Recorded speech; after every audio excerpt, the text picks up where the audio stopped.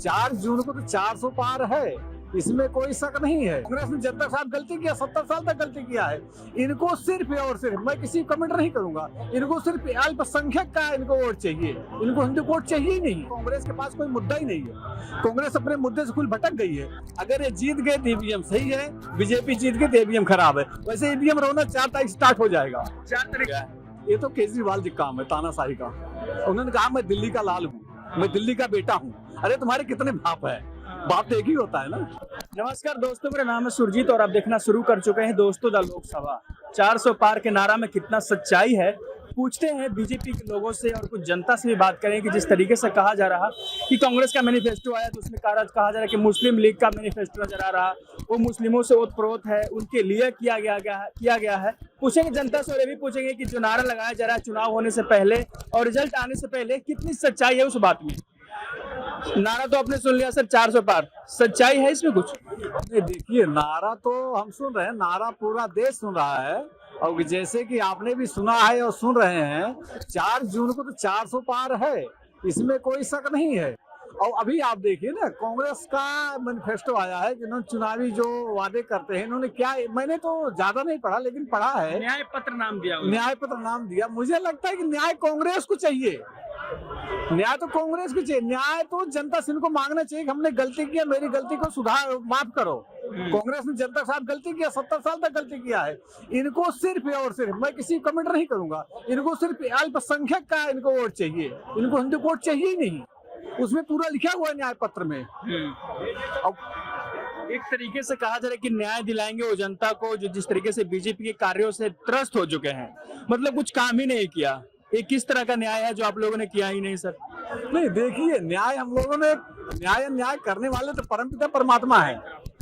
न्याय अन्याय करने वाले ऊपर वाले हैं, भोलेनाथ हैं। लेकिन न्याय जो मोदी जी किए हैं वो पूरी जनता देख रही है, पूरा समाज देख रहा है, पूरा राष्ट्र, पूरा विश्व देख रहा है। तो इसमें हमें कांग्रेस से सर्टिफिकेट लेने की आवश्यकता नहीं है।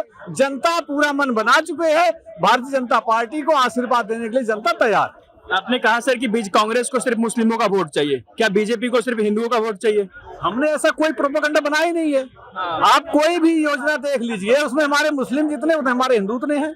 हमें इससे कोई मतलब, हमें तो भाई राष्ट्र निर्माण लेकर आगे चलना, विकसित भारत करना है, उसमें सब आते हैं, वो चाहे मुस्लिम है चाहे हिंदू है। ये तो कांग्रेस कर रही राजनीति ना, इस चीज को कांग्रेस दर्शा रही है, उसको हिंदू वोट चाहिए ही नहीं। ये तो कांग्रेस कर रही है, हम तो कभी किए नहीं। नाम तो यही लग रहा है ना कि जब से बीजेपी आई है हिंदू मुस्लिम हो रहा है, उनको इसी पर चुनाव लड़ते हैं और धर्म के ऊपर ही राजनीति करना है बस। अगर हम धर्म की राजनीति करते तो आपने क्यों नहीं किया? आपको करना चाहिए। राम मंदिर आपको बनाना चाहिए था, जम्मू कश्मीर का 370 हटाना चाहिए था। ऐसे कई है, अगर फेडे करते प्याज निकाल, अगर हम छीलेंगे उसमें खाली छिलका रह जाता है। तो कांग्रेस के पास कोई मुद्दा ही नहीं है, कांग्रेस अपने मुद्दे से कुल भटक गई है। जो इंदिरा गांधी, राजीव गांधी लेके चलते थे, उससे मुद्दे कांग्रेस भटक गई है। तो कांग्रेस में खुद जो है वो सुरक्षित नहीं है, तो ये पब्लिक को क्या न्याय देंगे कांग्रेस पार्टी?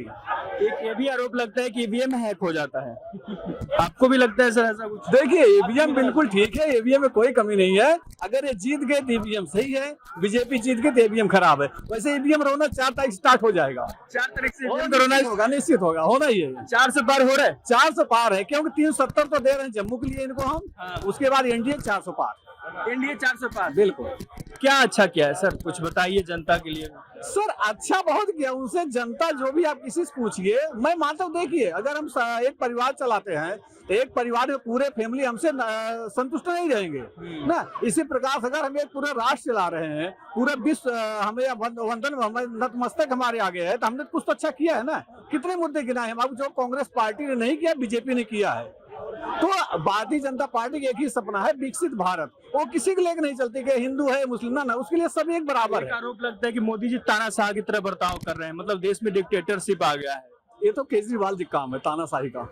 उन्होंने कहा मैं दिल्ली का लाल हूँ, मैं दिल्ली का बेटा हूँ। अरे तुम्हारे कितने बाप है? बाप तो एक ही होता है ना, बाप एक ही होता है। तो तानाशाही तो मोदी जी नहीं कर रहे हैं। तानाशाही तो लगाते हैं कि ईडी सीबीआई को भेज देते हैं विपक्ष के घर पर और कुर्की करवाते हैं और जबरदस्ती अपने पार्टी में शामिल कराते हैं, नहीं तो जेल जाने की धमकी भी दिलवाते हैं। देखिए, ईडी, सीबीआई, सीआईडी ये सब स्वतंत्र हैं, ये किसी के अंडर में नहीं है। अगर ईडी, सीबीआई या कोर्ट जो भी अगर मोदी के बीजेपी के अंदर होता, केंद्र के अधीन होता, तो संजय सिंह कैसे छूट जाते? ये भी तो 6 महीने से बंद थे। हाँ। कैसे आते बाहर? 181 दिन के बाद हो कैसे बाहर आते? 3 महीने 4 महीने कैसे बाहर आते हैं? तो ये सब खाली सिर्फ और सिर्फ भारतीय जनता पार्टी को बदनाम करने की साजिश है, बाकी इसमें कोई भी सच्चाई नहीं है।